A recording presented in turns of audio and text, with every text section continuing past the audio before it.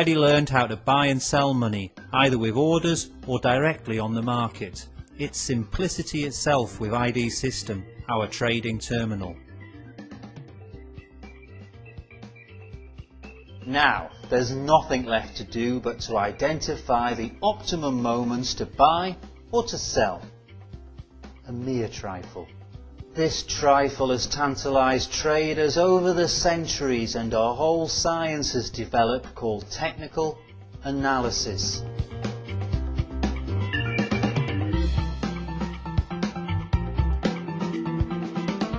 The Western School of Technical Analysis has its roots in 19th century America.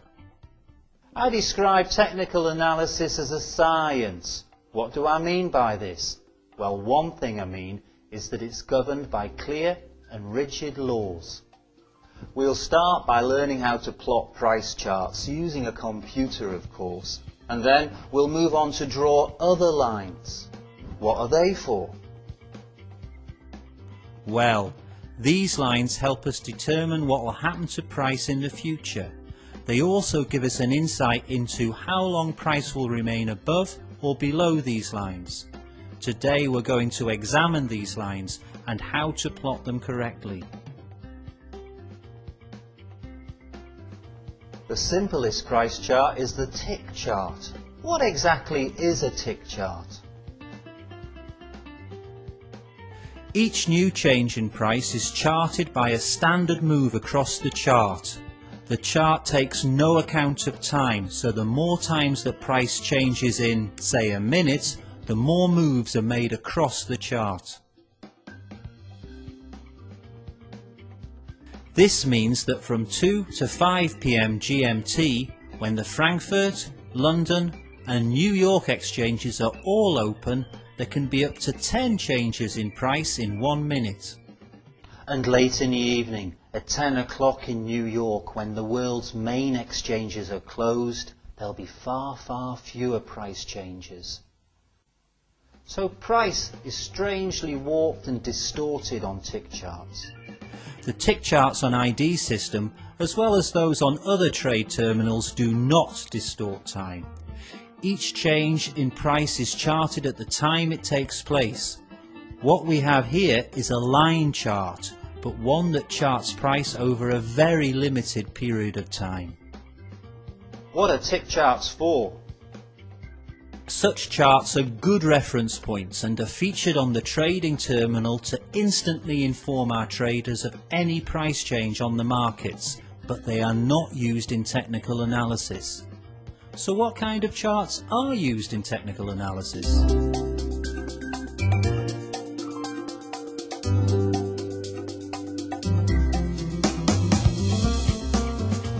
If you look it up in the dictionary, the word bar is a thin piece of metal, and we build our charts with bars. We'll show you how to plot a price chart now. You already know that Forex is a round-the-clock market, not forgetting the days off. And we've already mentioned that the trading day by international consensus comes to an end at 21:30 GMT. In reality, however, professional traders view the trading session as finishing at 2100. Why's this? Bear with us and you'll see for yourself. With a bar chart, all the information about exchange price for any one day is shown on a vertical line. Let's look at the monitor, a heartbeat after the chiming of Big Ben, marking the beginning of the day, and we'll see the first key price that's recorded on our bar. This is the open price, and it's marked as a little nodule on the left of our unformed bar. Punctually at the end of the day, an instant before the clock strikes, we look at the monitor again and we see a second currency price. This price is the close price and is marked as a second nodule on the right of the bar. The ceiling that price reached this day is known as the high price and is the third key price. There are no highs without lows, of course, and the price floor or low price on the day is also recorded. We join the high and the low points with a vertical line, and there you have it, the bar. a pretty widespread charting method. The four prices on the bar are referred to as O, C, H and L on the chart.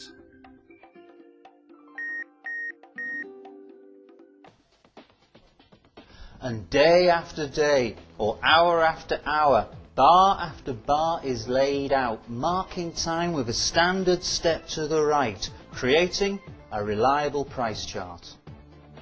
They've been monitoring and studying exchange price behaviour on the Japanese archipelago for centuries.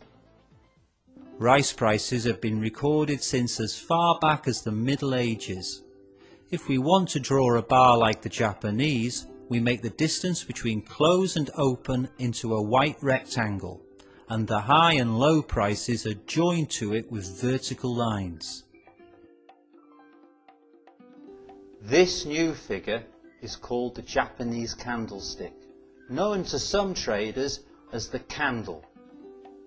The rectangle is called the body, and the vertical lines are the shadows.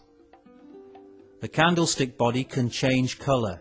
If close is higher than open, as in our case, the body is white and it's rising. If close is lower than open, the candlestick body is black and it's falling.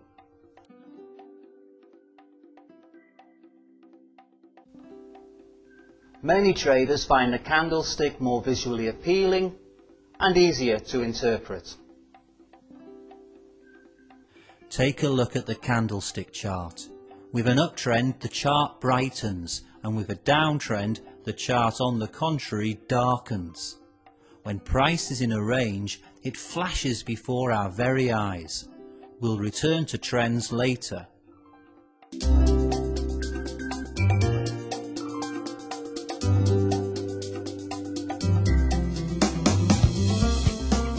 History has provided us with a fascinating case study. Two independent groups of traders analysed the same phenomenon over a long period of time. They did not exchange any information, and yet they came to the same conclusions. In Japan, where the candlestick was invented, a strict isolationist policy was in force until 1862, and this is why Japanese traders could know nothing about the American bar. Because of these restrictions, and because of geography, candlesticks and bars were created completely independently of each other. Although they were developed at different ends of the world, both bars and candlesticks use the same four main prices in their construction: open, close, high and low. This supports the thesis that exchange price behaviour is objective in character and submits to rigid laws. Technical analysis is involved in the study and application of these laws.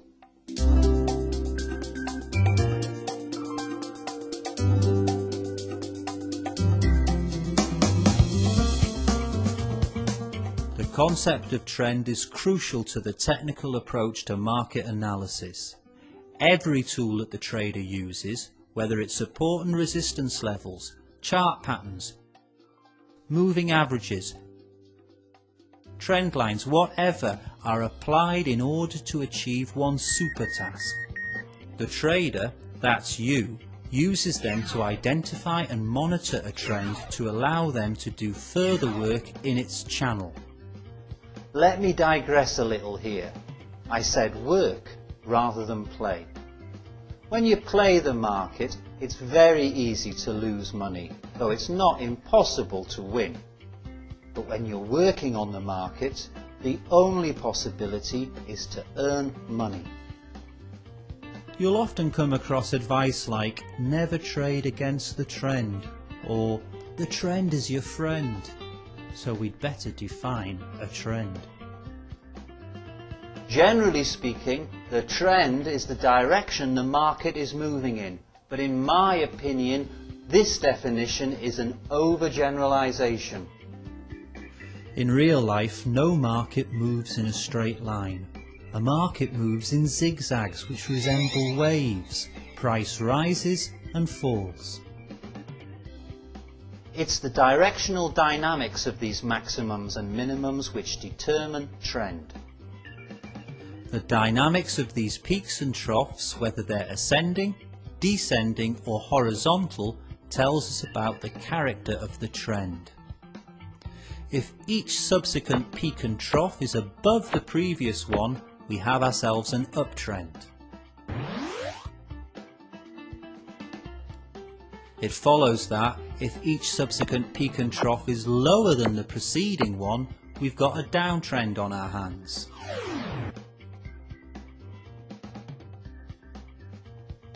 If the peaks and troughs are at the same level, this is a range.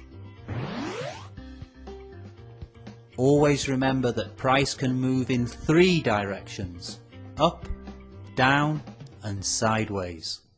Many beginners make the elementary mistake of thinking the market can only move up or down.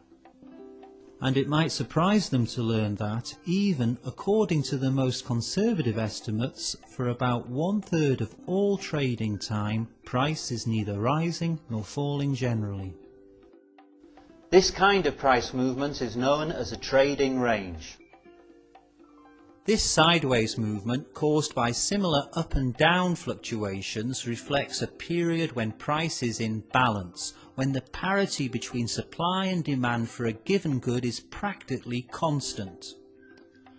Charles Dow, one of the earliest pioneers of technical analysis, called this movement a line. Trading on the exchange is a piece of cake. Any trader has just 3 options: to buy, to take a long position; to sell, to take a short position; or, in general, to do nothing, to wait, to sit on the fence. If the market is trending up, it's time to buy. If it's down, sell. But if the market is flat, the best course usually is to do nothing. But how can we learn when to do what? The answer's simple. Get into technical analysis. The majority of its laws and findings are the result of the blood, sweat and tears of numerous traders. These lessons were learnt the hard way. And remember, the wise man learns from the mistakes of others. The fool learns from his own, if he learns at all. And that's straight from the horse's mouth. As well as being able to move in 3 directions, the trend can be one of 3 degrees. These are the primary or major trend, the secondary or intermediate trend, and the minor trend. These terms relate to the temporal nature of the trend and were introduced by Charles Dow. He defined the major trend as existing on the market for more than a year. These long-term price movements are shaped by fundamental factors. Let's take oil as an example. Consumption is growing each year. Reserves are limited. The situation in the Middle East as the main oil supplier continues to grow more unstable, and alternative sources of energy are still inadequately developed. The result of all this is that the price of oil has grown steadily over the last few years, and we can see this on the line chart. Dow defined the intermediate trend as lasting from 3 weeks to 3 months.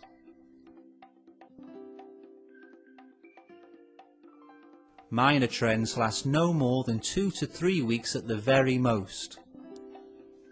Each trend type is made up of lower degree trends. In a major uptrend, the market can pause at any moment to react against or correct the trending movement for about a couple of months, and then move on to renew its ascent again. This intermediate correction, in turn, will be made up of a series of shorter rises and falls, and this repeats again and again. On the one hand, the trend is part of a larger trend, but on the other hand, it also includes component elements in itself. you need to have a complete appreciation of the difference between these three kinds or temporal degrees of trend. If someone asks you what the actual trend of the euro against the dollar is, before answering them you have to ask him what timescale he's thinking about. Misunderstandings arise because different traders are working with and concentrating on different degrees of trend depending on their trading style. For the position trader who keeps positions open over a long period of time, the price movement over a few days and sometimes even for a few weeks is of little importance. He trusts in the future and sometimes has good reason to. For the day trader who opens and closes his position within one day and works with a timescale of an hour or less, 2 or 3 days is already a substantial length of time, and a price movement over this period will represent the main trend for him. This is why an insight into the different degrees of trend is absolutely vital. It's this insight that enables you to determine the direction of the current price movement. And as I said before, this is your primary task.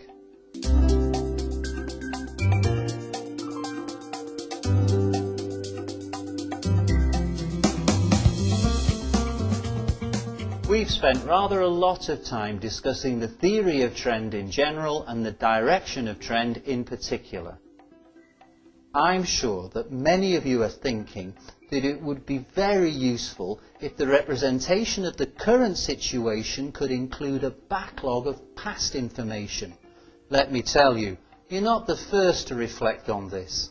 Bars and Japanese candlesticks are not the only types of charts available to the trader. No less than 130 years ago, Japanese traders developed the sublimely simple Renko chart type. Renko filters out the noise and chaos of the marketplace, leaving a clear chart of significant market movements. This particular chart type is available, amongst others, with a few clicks of the mouse on our charting software Rumus. You'll find full information on Renko in another film. In the meantime, after noting this new spoke in a wheel of technical analysis, we'll move on.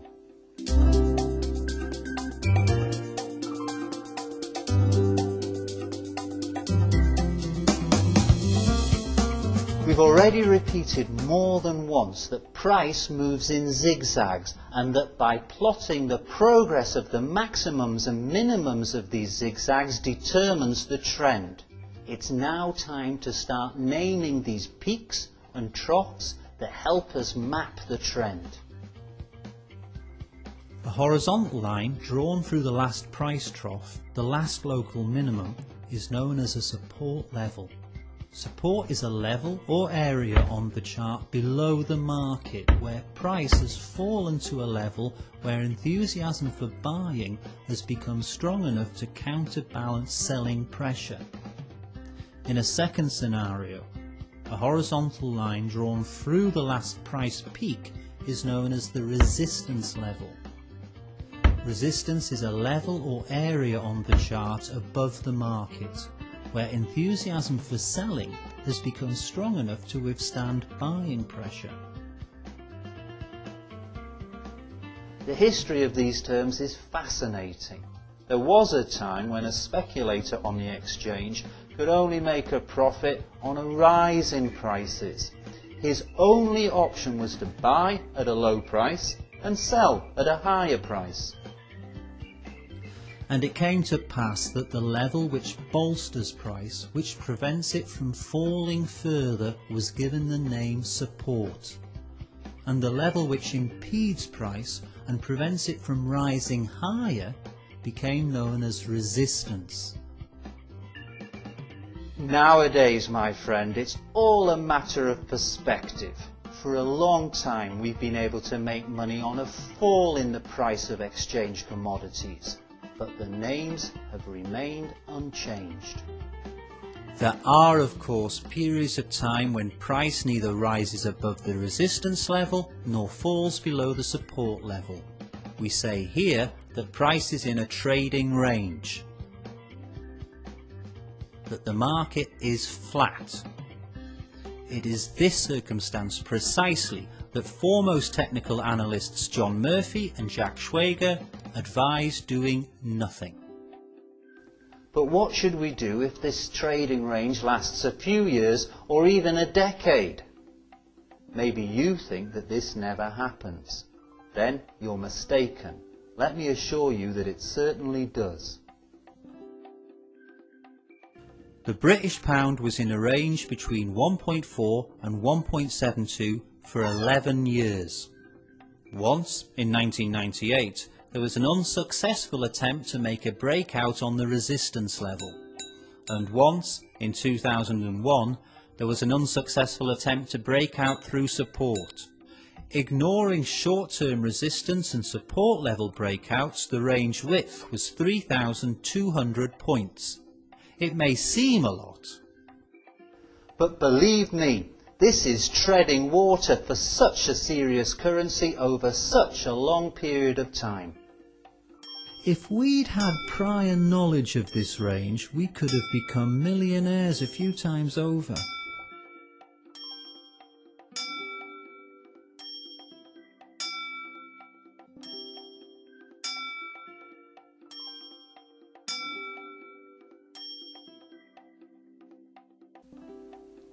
Please understand that a trading range can last any length of time. You can find them on any time scale. A minute, an hour, a day, or a week. The point and figure chart is the perfect aid for identifying the precise levels of a flat market. The euro chart that you see before you now is of a very ordinary type, bars or candles. Now here is the same data displayed in a point and figure chart.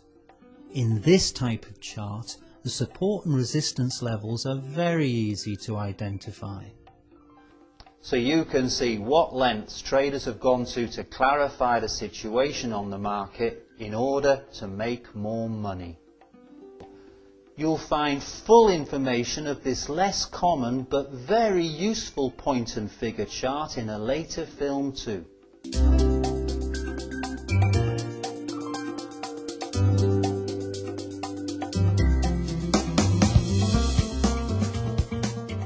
But what forces form these support and resistance levels? Of course, the relationship between supply and demand plays the primary role. But in exchange trading, the psychological state of the participants in the buying and selling process, and here I mean you, the traders, play a significant part too. You set these support and resistance levels yourself. This leads to many interesting outcomes. For example, after there's been a breakout on a resistance level, the level very often transforms into a strong support level later on. John Murphy created an entertaining psychological account of this wonderful transformation. Let me carefully talk you through it. I want you to imagine all of the traders in the world and divide this happy band into 3 groups. Those who have bought goods, which in our case is currency, and we'll call this first group the bulls. Those who have sold goods, these are the bears. And the third group of traders is peacefully sitting on the fence. They've not opened a position, and for the meantime they are simply watching the market. At this moment, price is just below the resistance level. By the way, where do you think the names bulls and bears came from? These terms came from the frenetic exchange pits of the American market. Have you ever been to a rodeo or a bullfight? If so, you'll remember how the bulls toss their horns at those courageous runners and the matadors. It's a sudden movement from below upwards, and the traders who buy in anticipation of a similar upward thrust in price are called bulls too. The awesome grizzly bear is found in North America. They are renowned for having the most fearsome forelimbs in the world. Their mightiest strike is from above downwards. Traders who sell in the hope that price will fall into the abyss in the near future, as if a grizzly has given it the treatment, are called bears. Alright, let's leave the zoo and get back to the market. For the purpose of our illustration, we shall work like many beginner traders prefer, without a stop loss. And what's the point of stop loss anyhow? We watch our position like a hawk, and if price moves against us, we close our position immediately. Let's see how everything turns out. Remember, as I said, price was in the resistance area. Now, we were not kidding when we talked about the strength of levels. It's much more likely that a price will bounce off from a level than break through it. But at this very moment, something happened. Fresh news hit the market, which boosted price up through the resistance level, where it remained from a few days to a few weeks. Let's review the mood of our three groups of traders. The bulls are happy, they're very pleased with themselves, life is good, but they're still hungry for more profit. If price falls back into the old resistance area, I'll buy more, thinks the typical bull. The bears are despondent, close to stupor. The thought of their probable losses if they close their position at the current price, coupled with the negative effects of leverage, transforms the ferocious bear into a mongrel, howling in despair on a cold, rainy night. Yes, the road to hell is truly paved with good intentions. The bears are thinking that if price dropped just a little bit, everything would be okay. Here's the resistance level. They saw price break through. They wanted to close their position, but they hesitated, hoping that the market would turn their way. It could have, but it didn't. If they were given another chance and price returned to the old level, they'd buy. There's no question of it. They've learnt their lesson. They'd close their position. So, the bears are also ready to buy at the old resistance level.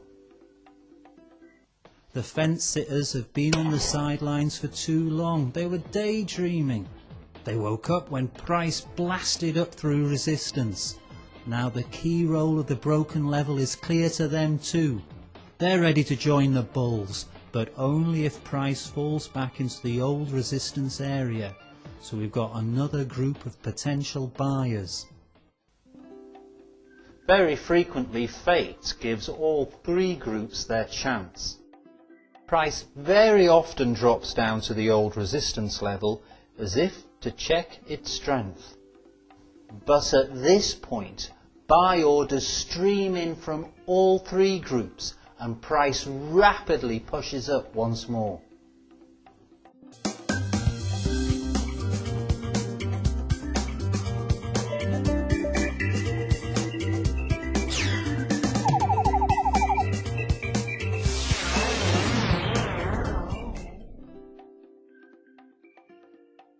If price had broken out on the support level, the chart would be a mirror image, and the former support would turn into a resistance level, just like that.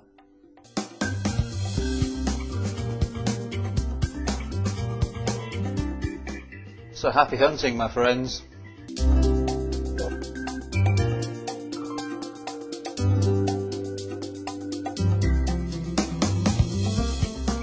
So now we've got a handle on support and resistance, we need to add more tools to our charting toolkit. An uptrend is made of a flight of trading ranges upward, similar to bricks building a staircase. If we join the minimums of these ranges, we have a trend line, also known as a support line. This is the trend line of a bullish trend, an uptrend. If our short flight of stairs leads downwards, join the decreasing maximums of the ranges to form another trend line, the resistance line.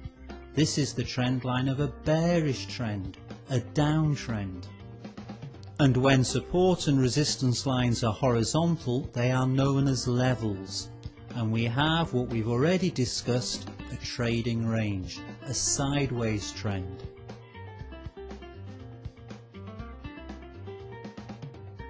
So there's that word trend. It shouldn't confuse because an uptrend is made of a series of rising local minimums and maximums.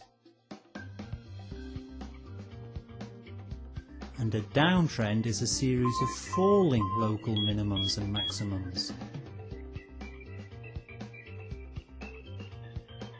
So now you know, that's an exact definition of trend. You may ask why I'm banging on about trend. What's the big deal? Traders and analysts use the idea of trend in close association with trend line. Support and resistance lines provide us with precise measurable borders of the range of price, existing not only in the past but also in the future. Support and resistance levels give us future price ranges too. We need at least two local minimums, two troughs, to map a support line. Many traders will map this straight line only after there is a price breakout of a previous resistance level, and this is a reasonable strategy. Other traders plot the line earlier, when price passes halfway between points 2 and 3. Note that the formation of a fresh trend with precise borders can only be confirmed by a third testing of the support line, followed by a price rise from it.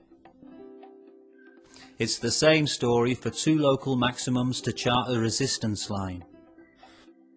The trends gradient is easily measured by how many points price moved during the 5 minutes, the hour, the day, the week, depending on your chosen timescale. This is an important and absolutely objective measurement of the speed of the rise or fall in price. Technical analysis was formerly and justly known as the art of charting. When a trend line is being endorsed, the confirmation price sometimes does not reach the trend line, or, on the contrary, it crosses it. When this happens, it's advisable to plot a second trial line and let time be the judge. In this situation, we suggest carefully monitoring closing prices. They must be situated above the support line and below the resistance line. Some traders always use closing prices to chart a trend line. This method is especially easy to carry out using Japanese candlesticks. Here, all the candlestick bodies are situated above the support line. But nevertheless, we strongly recommend taking the whole range of prices into account. Let's plot a line in parallel to our main support line to give us a slightly hazy but precise enough boundary of price support. Soon we shall give you some numbers to calculate this hazy support. It's possible to chart trend lines another way.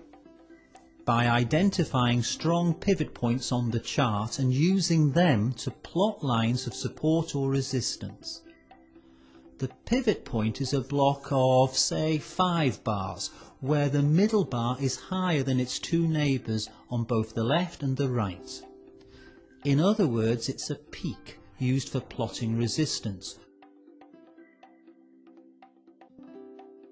Or vice versa, it's lower than its neighbours, and this trough is used to plot the support lines.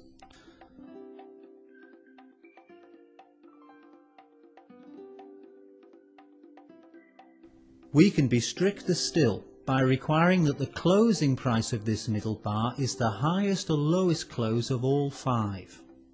In practice, we may have unwittingly used such points to chart our earlier trend lines, apart from observing the rule about the size of the closing price. Here are 2 more guidelines when evaluating the importance of a trend line. The more times prices touches and tests the trend line, the more valid that trend line is.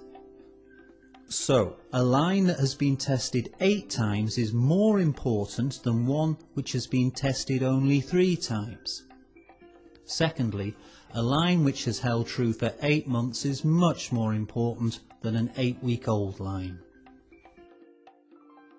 With trend lines, by importance we mean reliability. There is one more measurable characteristic of a trend. This is its width. To measure it on a bullish market, you have to find the peak which has risen the furthest from the support line. Draw a line through this peak parallel to the support line. This is the channel line.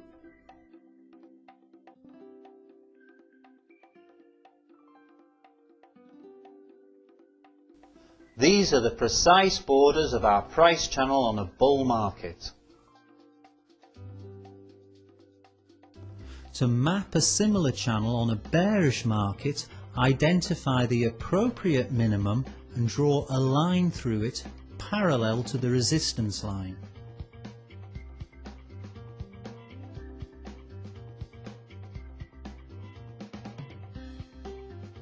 So these are the precise borders of the price channel on a downtrend. How can we make money with these lines?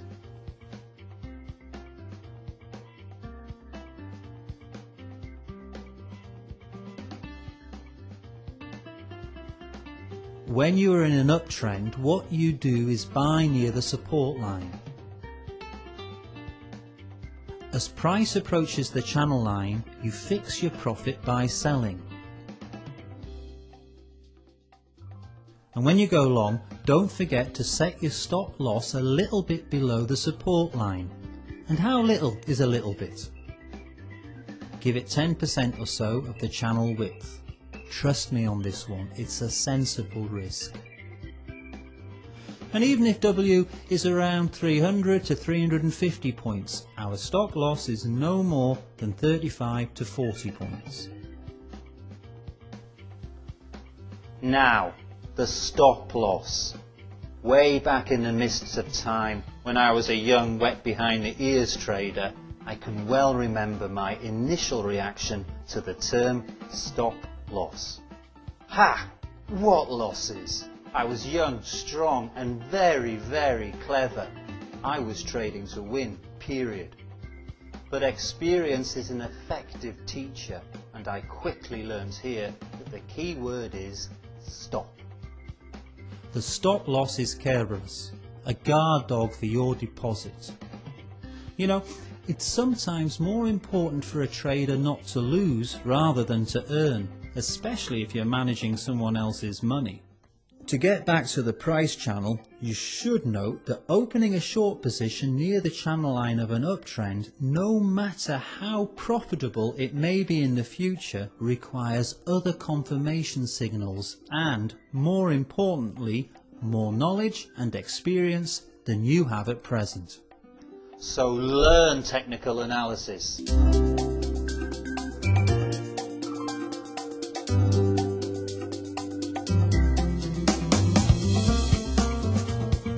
What else can I say about the properties of trend lines? Well, nothing lasts forever, and trends must come to an end. How does the end happen? Price simply breaks through the trend line.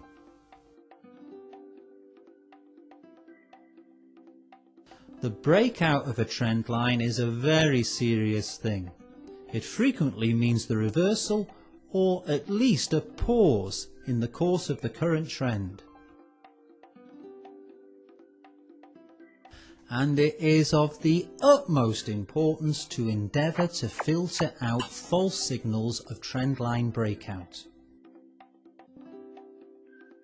There are no cut and dried answers here, and it's impossible to avoid a modicum of subjectivity. The first thing you've got to do to verify a breakout is check where the closing price is. If on the day of breakout the price closed below the support line, it can signal the beginning of a reversal. But this is insufficient for most traders, and they wait for price to remain outside the price channel limits for 2 days in a row. This strategy is known as the 2-day rule. It's the original time filter.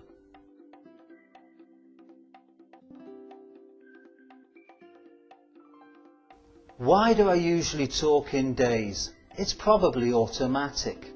The fact is that all the rules of chart analysis were formulated many years ago when traders predominantly worked with daily charts.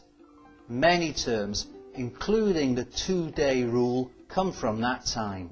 Everything we cover for daily charts holds true for weekly and hourly charts, but I can't vouch for minute and 5-minute charts.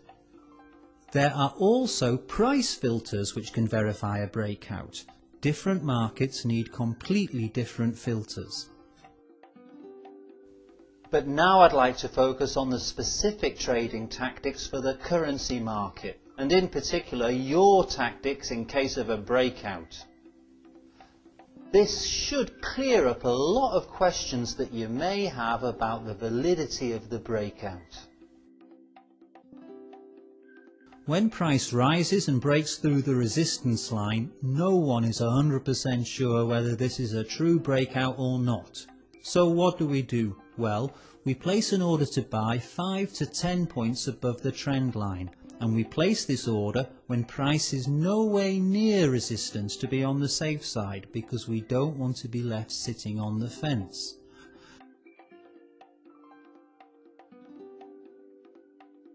We've already calculated the channel width, and we place our stop loss at 10% of W below the resistance line. Here, that's about 15 to 20 points when we've taken spread into account.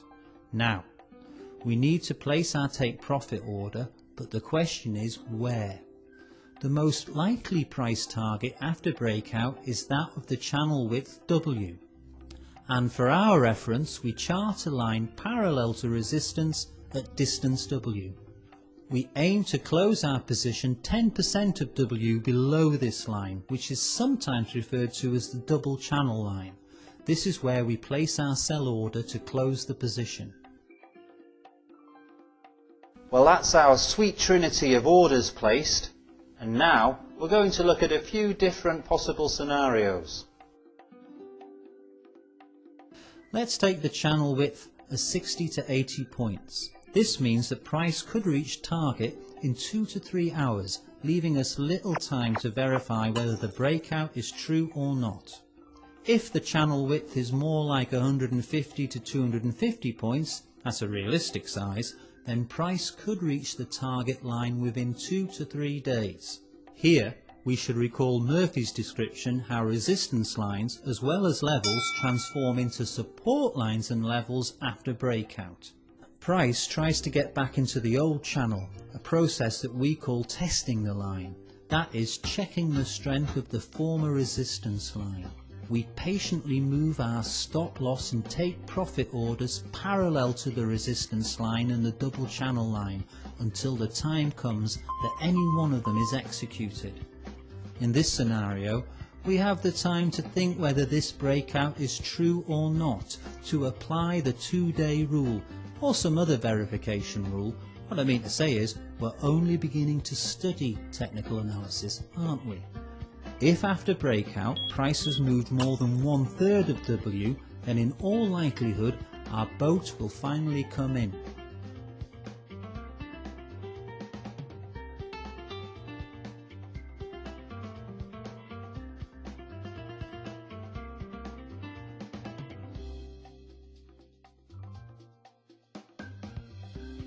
Or, if in the first surge price breaks through the resistance level, the line can in turn become a new support level.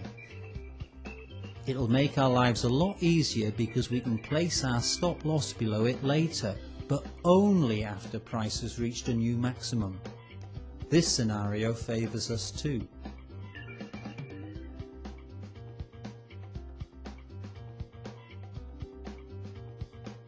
On daily charts, price channels can range between 400 to 600 points, and it can take up to 2 to 3 weeks for price to make its target, like on this Euro chart.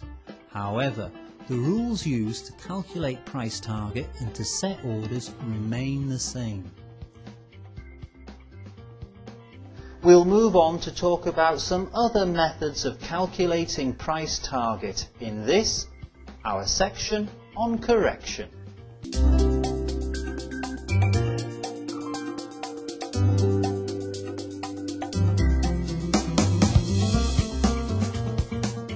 We've just been covering breakouts on trend lines. Such breakouts frequently herald a change in the trend's direction. Only time will tell whether it will be for the short term or an intermediate period. Movements against the main trend's direction are known as corrections. How far can a correction go? Is it really possible to calculate the probable price target? Yes, it is, but with varying degrees of success. For simplicity's sake, let's take a bull trend. First off, we need to examine what's happening with the main trend. Find the lowest pivot point where it all began. We choose the candle with the lowest low in this pivot point.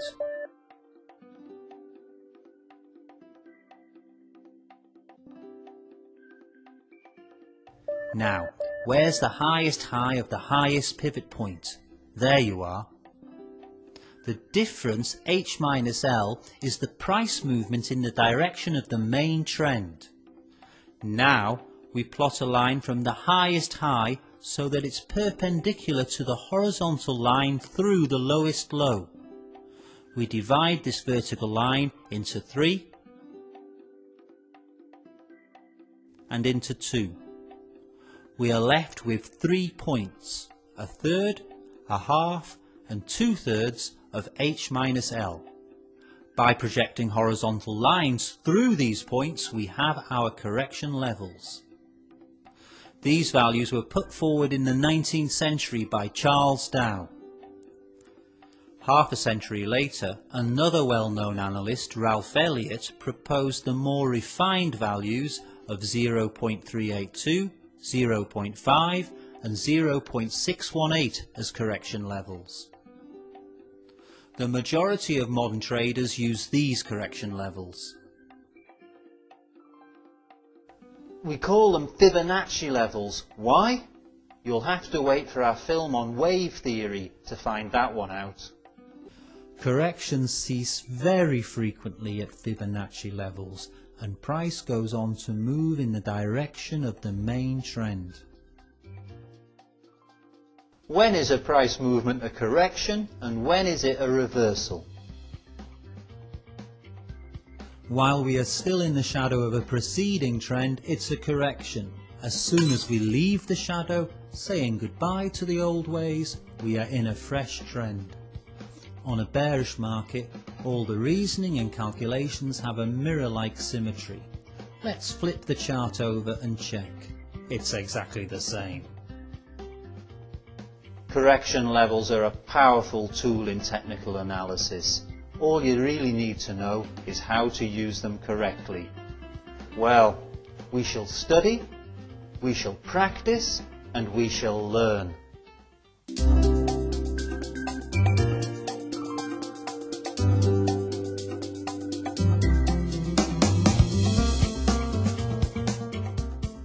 We've covered many new concepts today.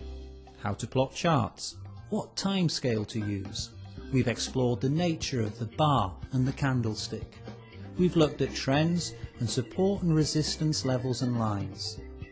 We've considered the properties of trend lines. We've also talked about correction levels and pivot points. Don't worry about these new words and techniques. We'll be revisiting these concepts throughout our forthcoming films, and we'll be applying these techniques again and again. Practice makes perfect, you know, and you'll find that through time you'll be able to plot and use these lines very quickly. But the skills and experience to trade confidently on the market will come later.